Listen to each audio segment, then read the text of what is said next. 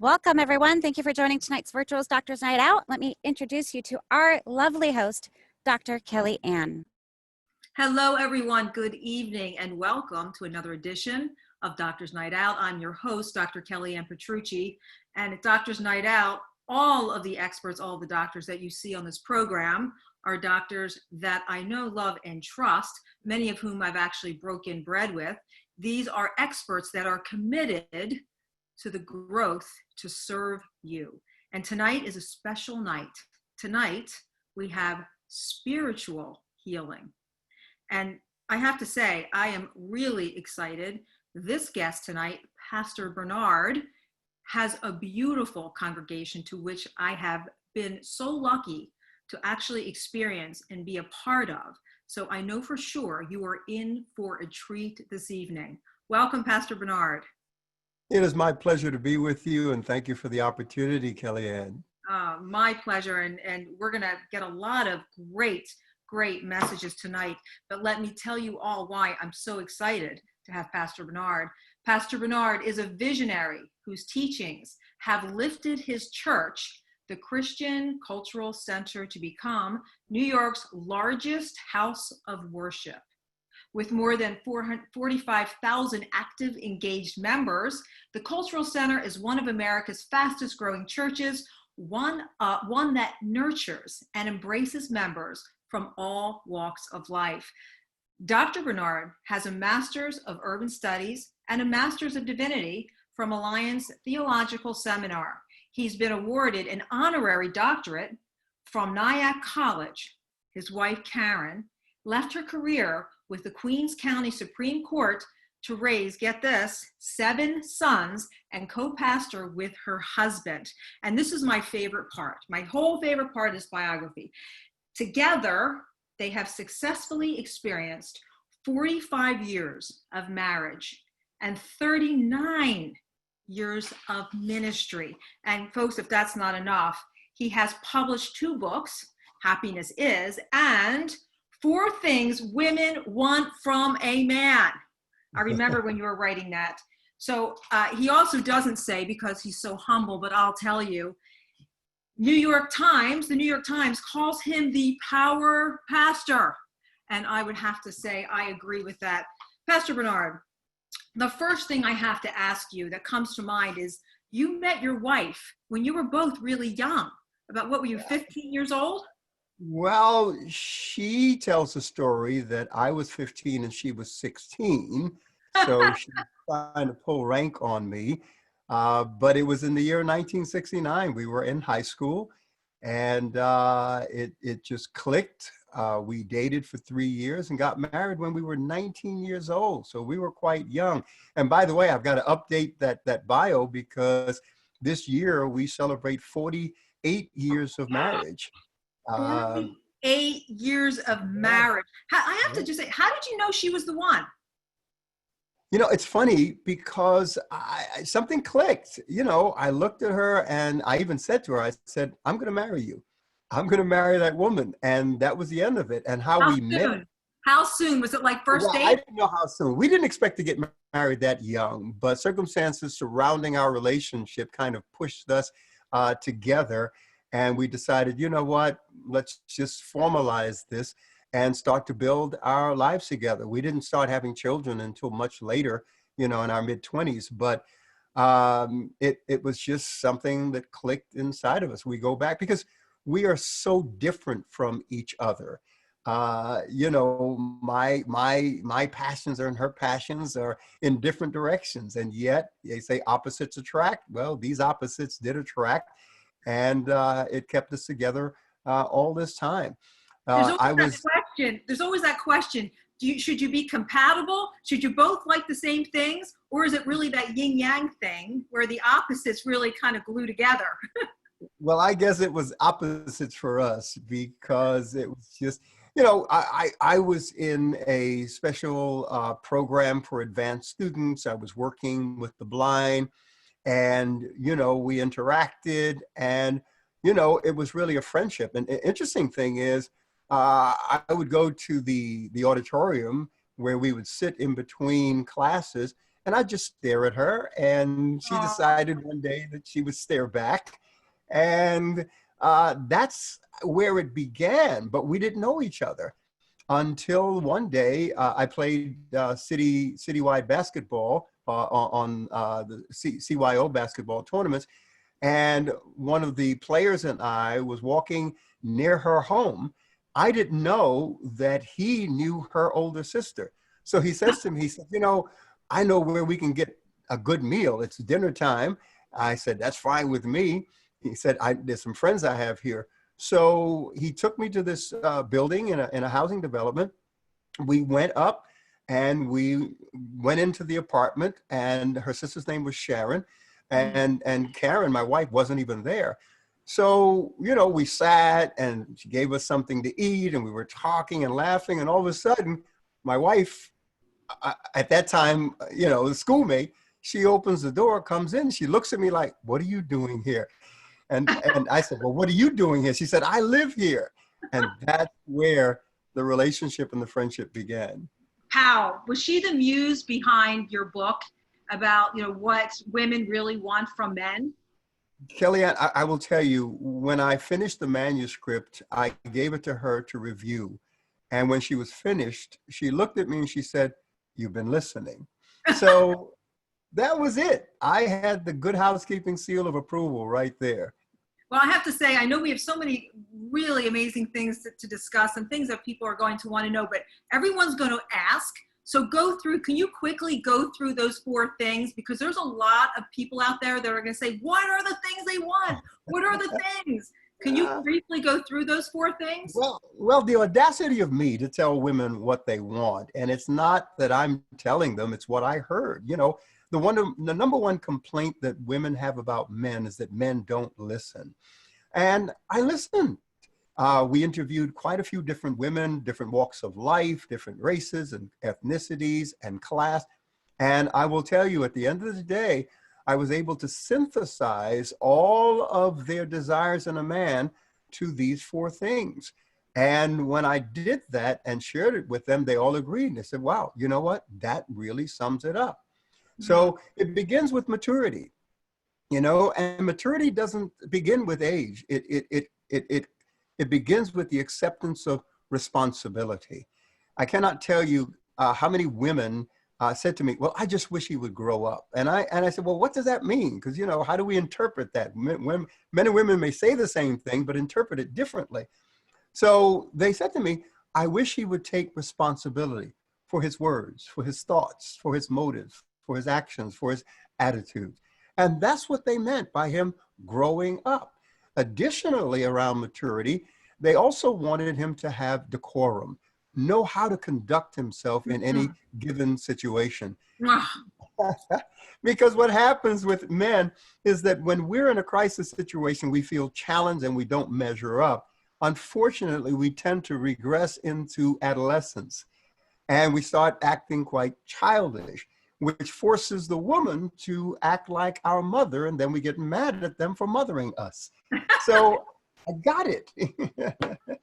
So maturity was so critical. And also decisiveness, you know, and decisiveness is the ability to make decisions quickly and confidently.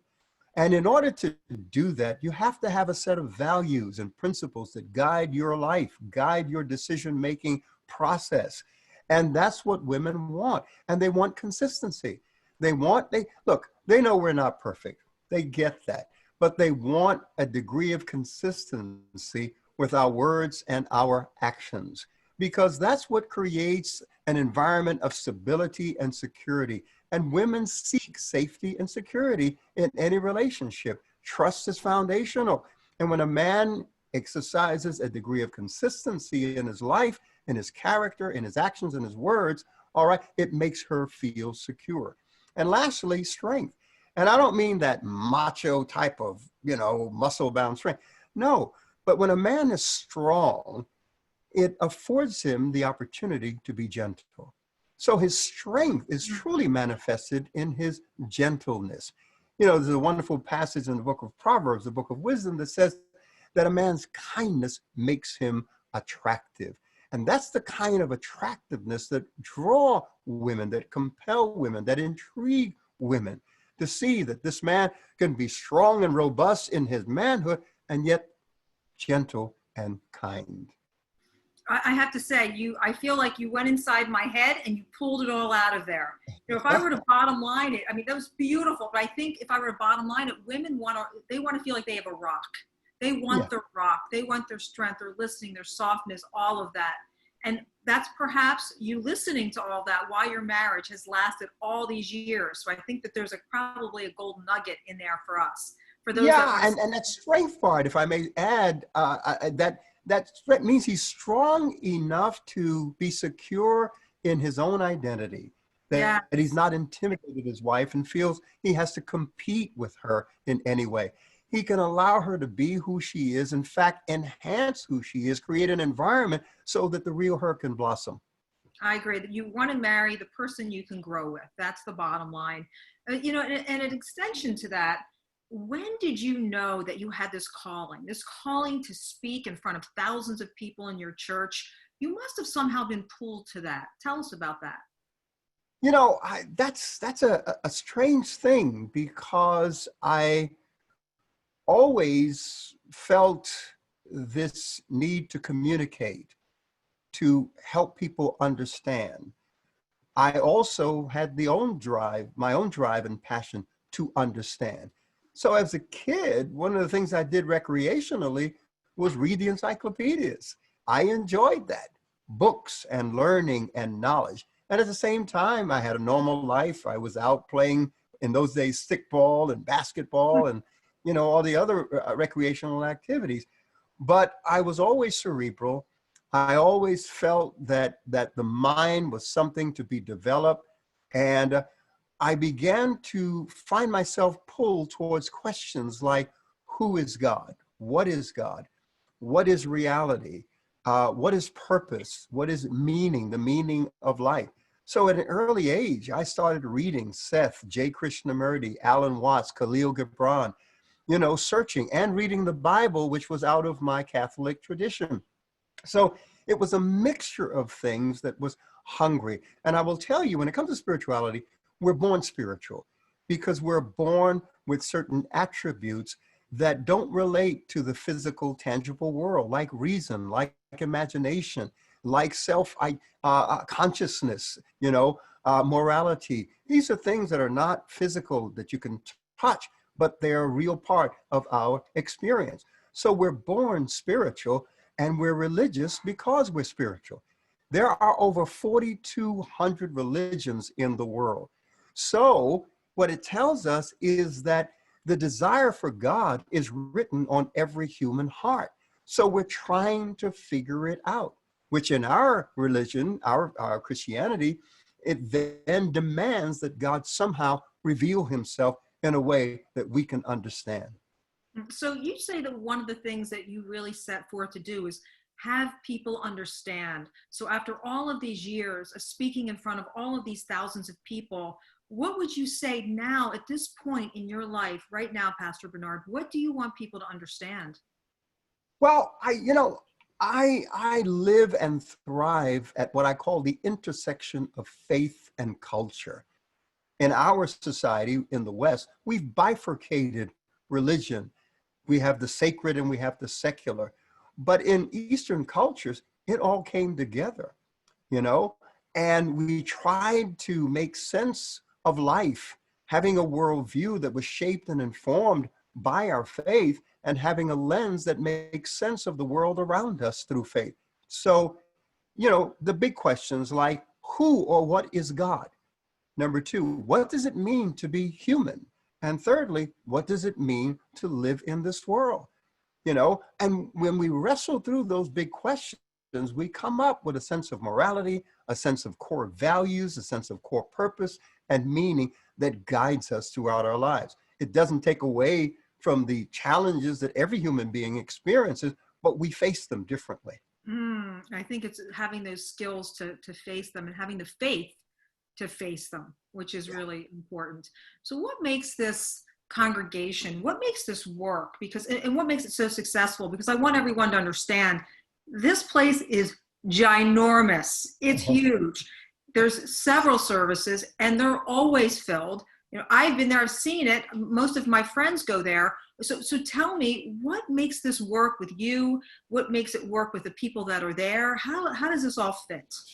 And when you say ginormous, there are people who are terrified of the thought of a church as large as ours. But then when they're willing to take the risk and come, they realize that it's not as large as they think, because a principle that we function by is that in human relationships, distance is not measured in miles, it's measured in affection. So you can have two people who are right next to each other and yet miles apart because there is the absence of affection. Or you can have two people on opposite sides of the planet and yet so close together because of the affection and love that they have for each other. So when people come, we try to make them feel warm, welcomed, and invited. I want them to feel like they're the only person in the room amidst thousands of other people, and we're having a conversation. During the worship, the singing, and whatnot, they feel that they're making a connection with God. So we reduce the size of it by creating that atmosphere that makes them feel warm and welcome and wanted, and also feeling, hey, I can get answers here, which means instead of my sermon being a pontificating, it's really a conversation about life. How do we apply that intersection of faith and culture? How do we apply our faith to real life situations? The millennials have challenged the status quo because our generation and the generations prior, when we embraced faith, that faith became central and we organize our life around the centrality of our faith. All right. But millennials now, because they're so busy, engaged in so many distractions, they try to understand how they could fit faith into their lifestyle. So it's a different approach to it. And when they are part of a church or a congregation, they want their faith to be relevant. And by relevant, we mean two things. Number one, practical. It's something that they could use on a daily basis to manage their checkbook, to raise their children, to have a better marriage, to have better relationships on their job, develop their self-esteem. They want the practicality of that faith. Number two, they want it to be socially applicable. They want their faith to help them make sense of what's happening in the world around them, socially, politically, spiritually, morally, economically, racially, ethnically, in every way. They want it to make sense. So I prepare for that appetite. And as a result of over the years, it's been 42 years that my wife and I have been at this, I've been able to really connect where they're looking for answers the most. And that's causes us to grow. And it's funny that you said that, because when I'm there, I feel kind of nuzzled in, nestled in. I do feel that kind of cozy comfort feeling, and it comes from the magic of you being able to connect. How do you stay? Because such a large part of this, as you said, this connection is really keeping everything relevant and applicable and practical, as you said. What do you do to stay relevant? Is it through all of your readings? Is it through connecting with other people? How do you keep that level of relevancy, Pastor? Well, you just outlined everything that I look to do. Number one, I'm an avid reader, in fact, a voracious reader. I want to know, I want to learn. I want to see the perspectives of others and how does it relate to mine? How can I share that in a way that's clear, that's understandable? Because as a person who is a representative of theological thought, all right, I have to take very complex issues, all right, and concepts and bring it down to layman's language. I enjoy doing it. That's part of my gift that I'm able to do that. But that's why people come. If I talk about the anthropomorphization of God, all right, make him clear to us. All right, now I've got to unpack that. The anthropo, what? Yeah, it's simply expressing God in human terms to help us understand how God would feel in reaction to things that we do if he were human. but God isn't. But that anthropomorphization helps us. And we do it every day when we attribute human qualities to things that are not human. That's how we get Mickey Mouse and and Goofy and all the other characters that speak to us like human beings and have emotions like human beings. So taking these incredibly difficult concepts that are debated in the halls of theological academia, and then putting it into a layman's language so that you could take that and say, yeah, I get it, I understand it, I can now walk with that.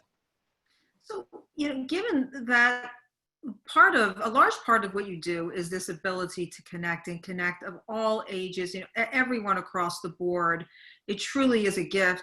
How is this gift affected by the fact that you're now streaming? People aren't sitting right in front of you. How is that affecting everything that you do, and is it at all? Well, it has. It's had a positive, not a negative effect.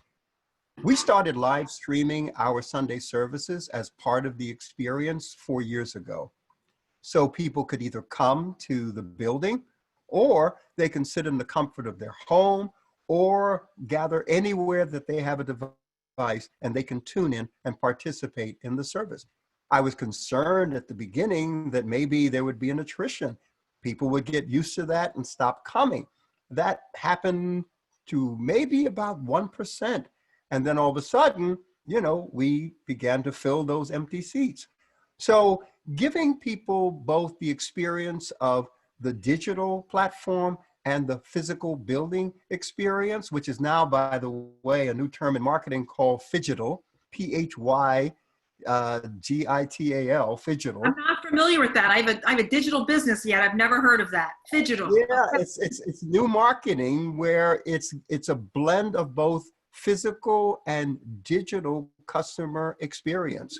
And I think that when we go back, or should I say, when we go to the new normal, because things are not going to be the way they were ever again, that people are going to be used to this. So for us, it was an easy transition to go online.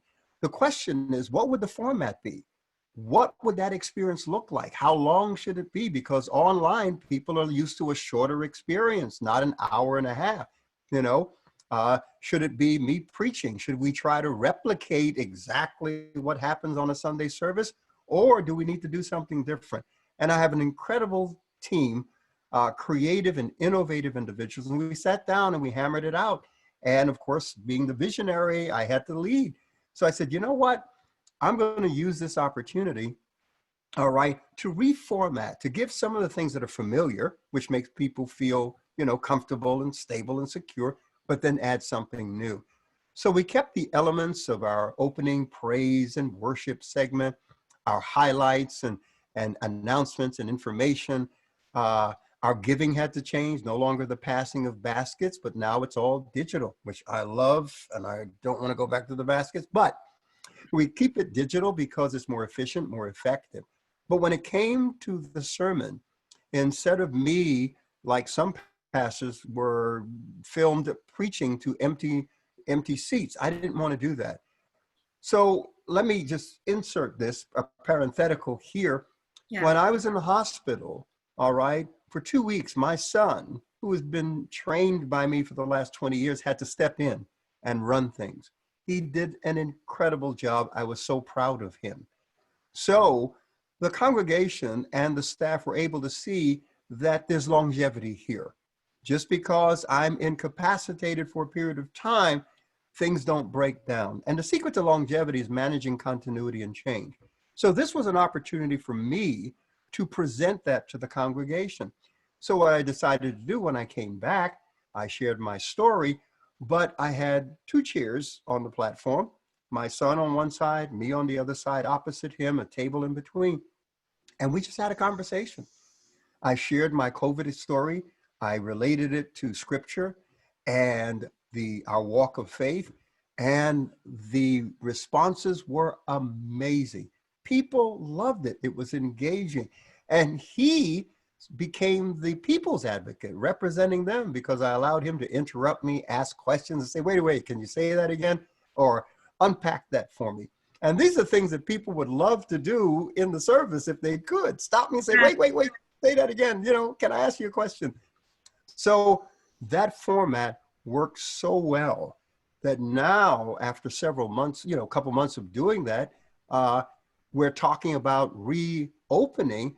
And the consensus with our congregation is that they'd rather continue doing what we're doing now online until they're satisfied that there is the kind of safety to return. So they're not bothered or pressured by the need to return to the brick and mortar building.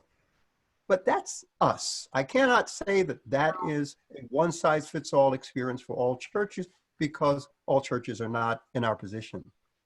How do you feel, Pastor Bernard, about all of the social distancing and so forth? And by the way, in terms of your son, you must be so proud. You must be beaming. He gives a beautiful interview. I mean, he really does. I mean, he did a great job. I am proud of him. It was a 20-year transition plan because I am getting involved in new things. I'm opening a new school for biblical theology, which is a fully accredited learning institution. So that's taking time. I'm expanding my digital footprint now.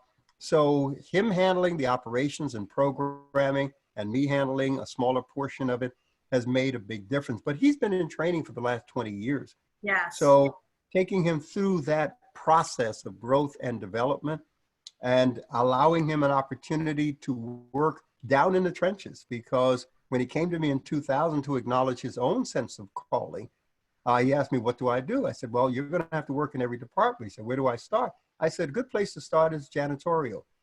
He looked at me like I was crazy. Excellent answer, Pastor Bernard. Everything that I see, the best answer you could have given, and so true. So he started cleaning. Yeah. He started it there, and then he moved from through every department in the ministry, and along the way developed relationships, built respect between himself and his peers, in terms of age, and those who were older than him. And he became the people's advocate. So he would bring problems to me, and I would respond, and he would go back with the solutions, and the people embraced him and loved him. And that was over 20 years. So now it's a natural fit. So by having him there with me on the stage and interacting with him and allowing him to even bring in sermonettes and information and perspectives, it demonstrates his growth, his development, and that he's been a great student, and that the future of the ministry is secure. Oh, it's a beautiful thing. The future of the ministry, let's talk about that just for a moment. Then I want to pivot a little. What do you think about all the social distancing and so forth? Because I know you're such a humanitarian and you're so about touching people and the lives of them, the spirit, but also physically. How do you feel about the social distancing? Do you think it's ever going to be normal again? It is contrary to what we're about. The word church is the word ecclesia or ecclesia, however you may want to pronounce the Greek, but it means a gathering, an assembly. We gather people. That's what we do. We gather them in large gatherings, small gatherings, Sunday school, women's ministry, men's ministry, marriage ministry, singles. That's what we do. So now we are forced to engage people in ways opposite, contrary to what we normally do. So we really had to shift our thinking. So the question is it going to stay like this? I was on a conference call with pastors across the country discussing what is it going to be like to reopen our churches? How do we work through that? There's no one size fits all. The houses of worship are not monolithic. And I stopped and I said, gentlemen and ladies, there are too many variables for us to try to figure it out or pin it down. We're going to have to feel our way. But there's one constant that we can depend on, and that's human nature. Although technology and civilization has advanced, human nature remains the same for thousands of years. We are social beings. We need to touch. We need to be touched. We need to connect. We need to group together. So don't think that that's going to change. We're going to be the same. How we do it, that will change. Methodologies, that will change. Systems, structures, that will change. Absolutely. And we'll have to do it over a process of time. But there is no denying that people are going to be looking forward once they feel it's safe, because they're going to be concerned. All right. But once the fears begin to allay, they're going to look forward to that interaction, that closeness that makes us who we are as human beings. Agreed. And my excuse is I'm Italian. I want those kisses. I want those hugs. I miss them. So let's pivot for a moment. You've been obviously very vocal and very out in the open about the fact that you have survived COVID. I want to take everyone through that COVID tunnel for a moment, if I may. I call it the COVID tunnel. First thing I want to ask you, did you think you were going to die? Yeah, I absolutely. Yeah, look, I had certain symptoms the last week of March. I went to the hospital March 28th. I thought the symptoms would go away. Maybe it was allergies or something, because I've, had asthma for 30 years, but it's controlled. And every now and then I get a flare up, especially around the springtime. So that's what I thought it was. I had the fever, the coughing, sneezing, runny nose. But by Saturday morning, March 28th, I could hardly breathe. And I knew, okay, I need to go into the hospital. I also knew that I was going in with pre-existing conditions.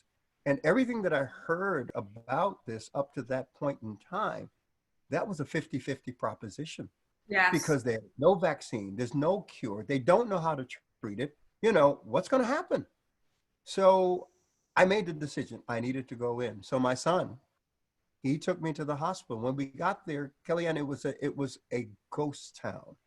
There was a series of tents that were in front of the doorway to the emergency room.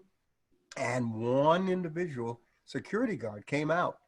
And my son's a big guy, he's 200 something pounds, 6'4", and so the security guy said, "I'm sorry, you can't come with him." I said, "But that's my dad." I said, "No, you can't come with him." So I said, "It's okay," and I walked in alone. Went into the ER.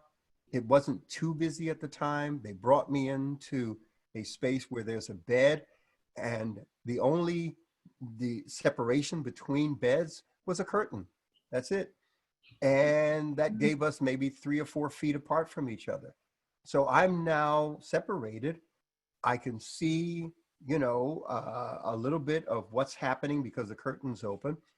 They immediately checked my oxygen levels. I was down to 85, which is dangerous. Very They dangerous. were very low.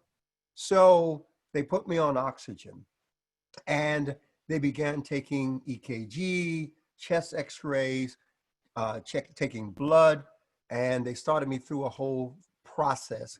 And they believed that it was COVID. They gave me the test, and putting that thing way up in the back of your brain is what it feels like. Excuse me, it's awful. But they did that, and they decided, we're going to have to keep you. So I settled it okay. And I sat there for like 8 hours in that emergency room until they got a bed. And during that 8 hours, Kellyann, I was watching them roll people in, sitting up on the rolling beds, right? That are transported by used by the ambulances, sitting up, going into a room or a space. And then within a half an hour, sometimes an hour later, same people rolled out, only the bed was flat and the sheet was covering their face. And I'm watching, because it was a Catholic hospital, and I'm watching the nurses and the doctors making the sign of the cross, because no chaplains were allowed in to give last rites or anything like that for them. So I got it. So I was watching people die, and they were dying from this COVID. So I'm going over in my head and saying, "Oh man, what am I facing here?" And I'm trusting God and praying and saying, "Okay, I'm in your hands." So finally, they got me into a room, and it's not a room with a view that I'm looking out at the ocean. No. The doors were closed, right? curtains were pulled, and the people who were coming in, God bless them. I thank God for them, their passion, their diligence, their commitment, but they were covered up. It looked like a movie, one of these movies about a wild virus. You know, I said, this is not real. So they would come in and they started treating me. And then I thank God I have a great pulmonary specialist, two who were there, and a infectious disease specialist. Excuse me, I have a residual cough, but they made a decision to treat me. So they started giving me hydroxychloroquine. They started giving me azithromycin.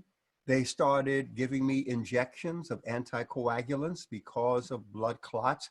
And by this time, out in public, in terms of what the media was reporting, this was not acceptable. This was not approved. But No. this is what they were doing. And it saved my life. It took 24 hours for things to begin to turn around, but 36 hours where I could really feel the difference.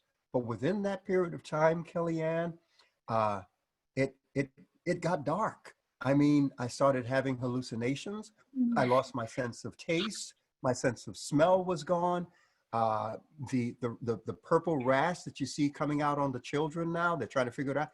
My both feet were covered with that purple rash, and I couldn't put the covers on it because it was painful. So I had to have my feet exposed. The stomach cramps, the fever continued, and the coughing. The coughing was a dry, hacking cough.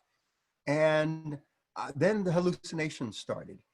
And I began to kind of get a little confused about what was real and what wasn't real. It got to the place where I felt this sense of darkness. And I saw myself walking around the hospital room while I'm still in the bed and going out the door. And I'm saying, wait a minute, I heard of stories about people who died, and that's the kind of stuff that happens. And I'm here and I'm feeling to make sure I'm touching things tangible, keeping in touch with the physical world, you know. But I was experiencing this, and I was afraid to go to sleep because I would have nightmares. And closing my eyes, I would see darkness. I felt like I was staring into this abyss. And I got to the point where I said, okay, I'm abandoning myself to God's divine providence. He's in control. He knows how this is going to play out. He knows what's best. I'm going to settle there. He knows all about my family and the ministry and all that. I'm going to settle there. That gave me peace. And that peace kind of settled me down, but it didn't give me strength. I began to think about the themes of darkness and light. And it took me to a passage in the Bible where it says in the Gospel of John that light entered the darkness and the darkness comprehended it not. The darkness couldn't extinguish it. The darkness couldn't ally it. And boy, in my mind, the teacher that I am began to unpack that in the original language of the Greek and how did it relate to the bigger text. And I'm doing this all in my mind, right? And all of a sudden, I felt strength. I felt confident because I felt it was God saying to me, the light, I'm going to shine the light into this darkness that you're experiencing, and I'm going to raise you up out of it. So the abandonment to God's providence gave me peace, but what gives you peace doesn't necessarily give you strength. It was the text that came alive, the whole idea of light shining in the darkness, that gave me strength. And I began to think about Jesus in Gethsemane when he's preparing for the darkness of the cross, and he's wrestling with this. And what I experience in terms of darkness is just a fraction of what he experienced as the sacrifice for the sins of the entire world. And I said, wow. I saw it I just broke down. I broke down in tears to think that God's love was there to bring light for me in this darkness that I was experiencing. And by now, 36 hours had passed and the medications are working. I'm beginning to feel better, you know, and there was hope. There was light at the end of the tunnel there. And what happened was, hours, though. It was 36 hours of your darkest moment. yeah. And what happened by the fifth day, all right, they brought in right next to me, all right, only separated by a curtain again, someone who is a frontline worker, and they contracted COVID. And they were having the hacking cough, and they were going through everything. And I'm saying to myself, I don't need to be in here. So I called my doctor. I said, I'm ready to go. He said, well, everything is fine, but your oxygen levels, we need to maintain them. I said, I'll get an oxygen tank at home, whatever I need to do. It's time for me to go, doc, please. So he laughed, he understood.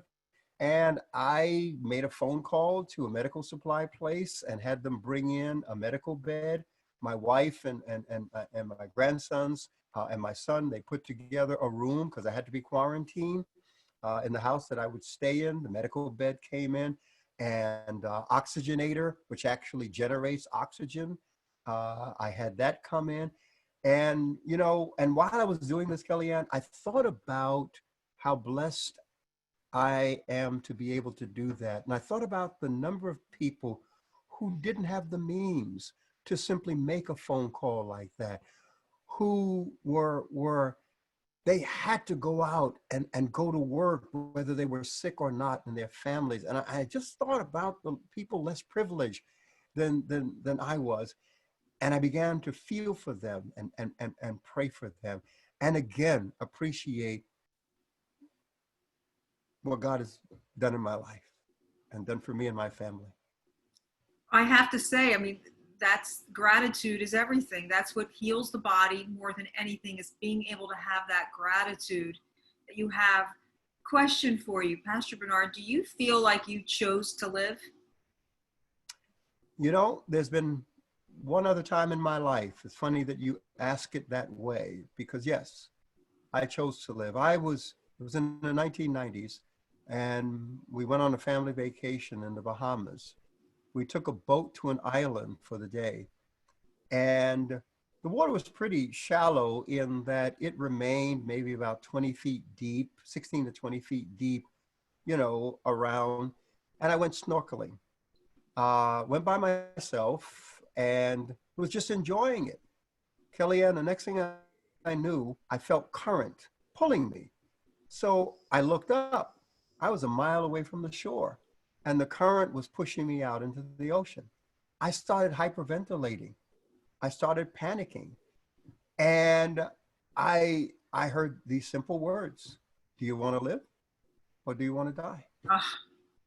And my response was, I want to live.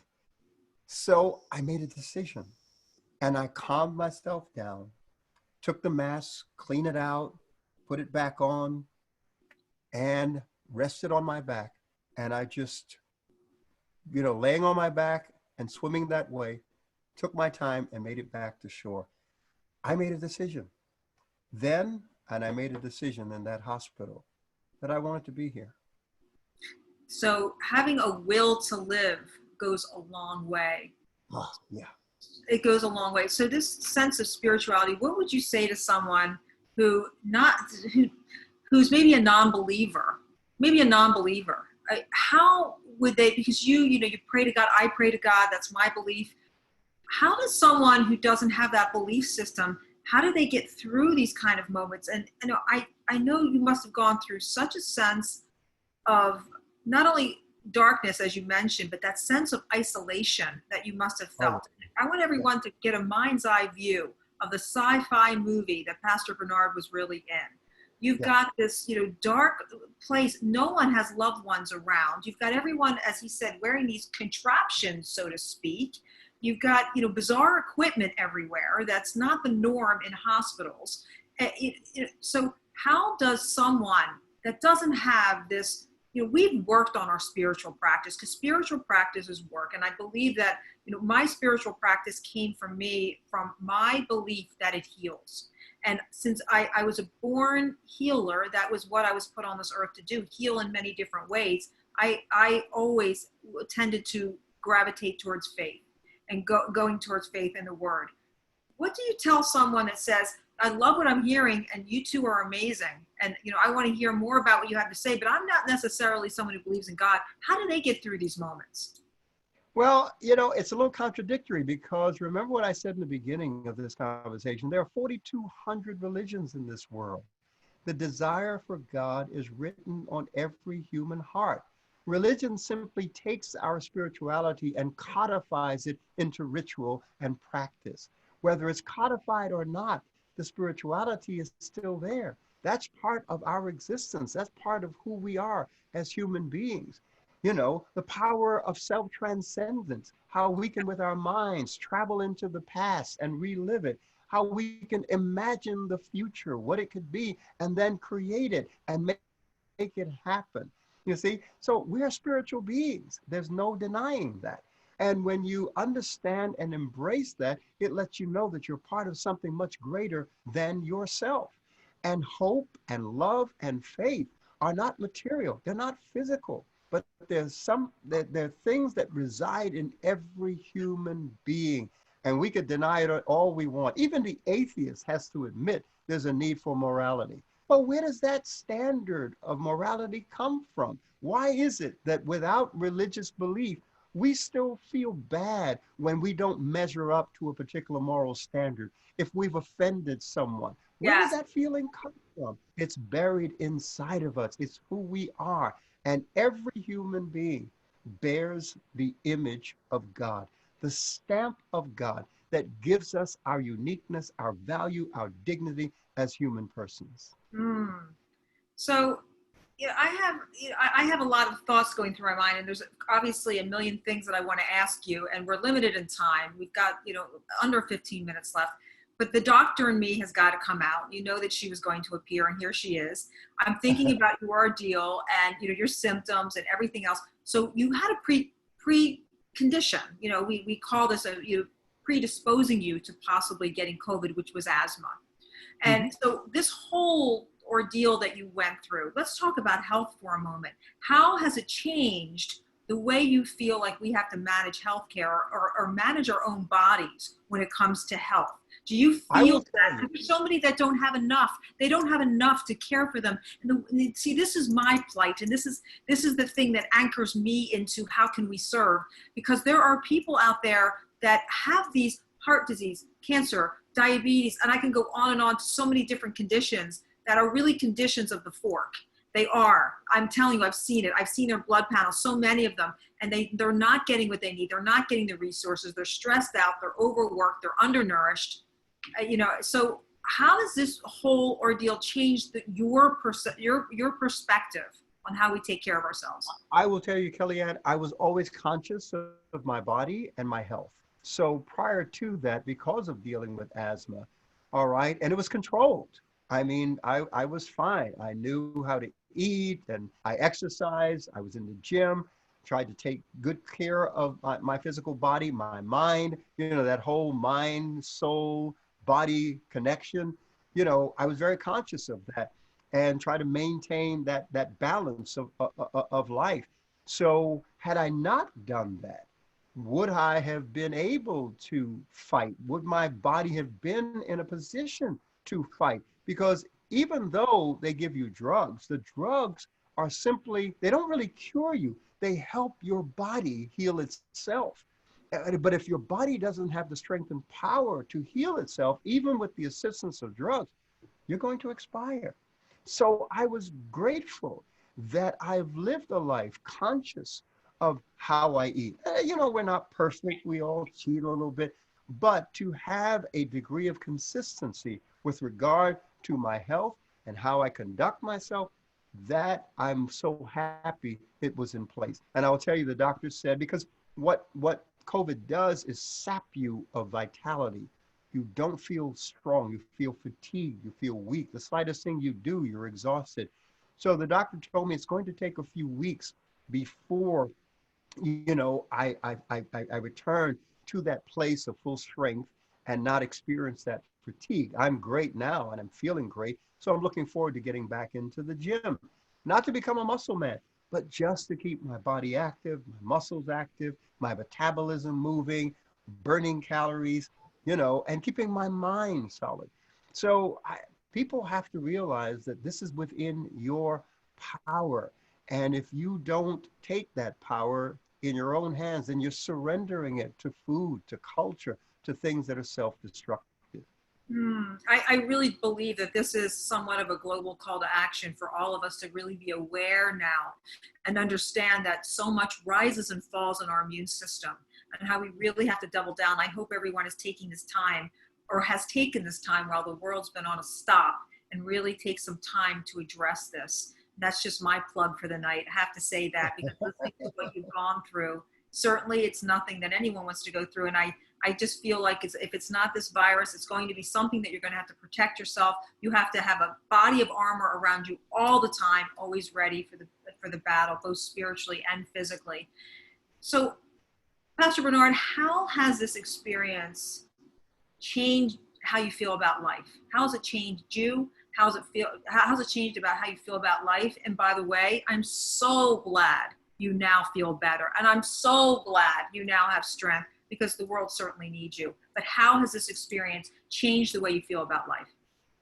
You know, death is a reminder of the brevity of life and the fact that if we don't use it, we'll lose it. You know, we each get, where we created equal, we each get 24 hours. What we do with those 24 hours, that's what makes the difference in how our life turns out. Regardless of, you know, you were dropped on your head when you were a kid, that doesn't set the rest of your life. You can make a decision. I want my life to be a certain quality, a certain way of thinking and feeling and experiencing and loving. You know, you have to make that decision and then be willing to put the work in. Is it difficult? Does it require discipline? Yes, all good things are upstream, but you got to paddle. That's all. And you don't stop paddling if you want to get there. So it's made me appreciate life more. It's made me value my family more. And I always value them. Family is priority to me. But each day is a gift. And what you do with that day, all right, demonstrates your gratitude to God for giving you the gift of that day. So that's how I'm living it. And with the use of technology and all that's available, I'm pouring into my grandchildren. I got 24 grandchildren, by the way. I'm pouring into them, looking at their future. They're involved. My grandson was setting all of this up for me, you know. I'm excited to see them inspired by all of this. And I want to pour into others. You know, I'm looking at the next 20 years of my life. My legacy is about giving back, pouring into others, and seeing them successful. Beautifully put. And what would you say for the last words? We're down to the last few minutes here, Pastor Bernard. For those who, there's a lot of different things going on in a lot of different households out there. And I try to have the viewers really think globally. I think, you know, being a humanitarian through this whole cycle of events has been a really important lesson for people to understand. You have to think outside of yourself, outside of even your own home, but you have to think about, you know, all involved. What would you say to those people out there? Because there's a lot of people right now who feel like it's over. I mean, they feel as though, you know, things aren't ever going to be the same. And they feel, you know what, I'm scared that things are really changing and they're shifting. What would you say to those? Because you are absolutely gifted with the ability to see hope and to really see hope and to believe. What would you like everyone to know? First of all, this is not the first pandemic that humanity has experienced.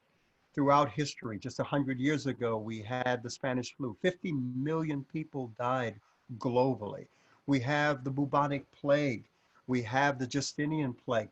I mean, we have instances throughout history where we've had major disease impact society. But here's the thing, here's a silver lining, here's where we find God. After every pandemic, there has been this explosion of creativity, passion, and fervor towards how we can better the quality of life for human beings. Some of the inventions that we enjoy today come out of the Black Plague in Europe. The Industrial Revolution comes out of the Black Plague in Europe, you know? So this is a reawakening of passion, fervor, and creativity towards purpose. It's a reevaluation personally and professionally about meaning, about the role that we play in life, what our mission is in life, what our passions are. And what does the world need from me? And then when you think about that, and then you take the gifts that God has given you and respond to that question, your life is changed immensely.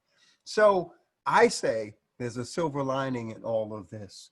There's what we call in church speak revival, a reawakening of passion, cultural renewal, personal renewal, structural renewal, relational renewal, where you begin to examine the people who occupy the spaces in your life, whether Yes. they should be there or not. Are they adding? Are they taking away? Do you need to reposition some people? How about appreciating to a greater degree the people who are important to you in life? So I see all of this coming out of this. If there's anything that this pandemic has done, it has stripped us down to the word that we keep hearing, the essentials. Because in a consumer-driven society, we're just caught up on the latest this, the newest that, and we're filled with things that we really don't need. This has stripped us to what's really important in life. And out of this will come greater efficiency. It's like squeezing the orange to get orange juice. Crisis squeezes out of us creativity, passion, and fervor. Beautifully put, and you can clearly see why I've always been so moved by Pastor Bernard. I'd like to end tonight with a quote. In all things, I gave you an example that so laboring you ought to help the weak, and to remember the words of the Lord Jesus, that he himself said, it is more blessed to give than to receive. Absolutely. Thank you so much. Thank you so much. Pastor Bernard, please tell everyone where they can get more of your beautiful soul. Well, you can go to arbernard.com. You can Google me. You can go to YouTube. You can go to our cccinfo.org, which is our church website. But go to arbernard.com, and you'll find more of me. Wonderful. Thank you so much for your kind service this evening. It was absolutely lovely. Thank you. Thank you so much, Kellyann. God bless you, and thank you for what you do to help people stay conscious about their health. Thank you. And I want to thank everyone for watching this evening. Please join us every Wednesday and Thursday night for Doctor's Night Out. And during the week at 12 noon, you'll find us on Instagram Live. Until then, have a beautiful evening, and we're signing off with all the peace and all the love. Good night.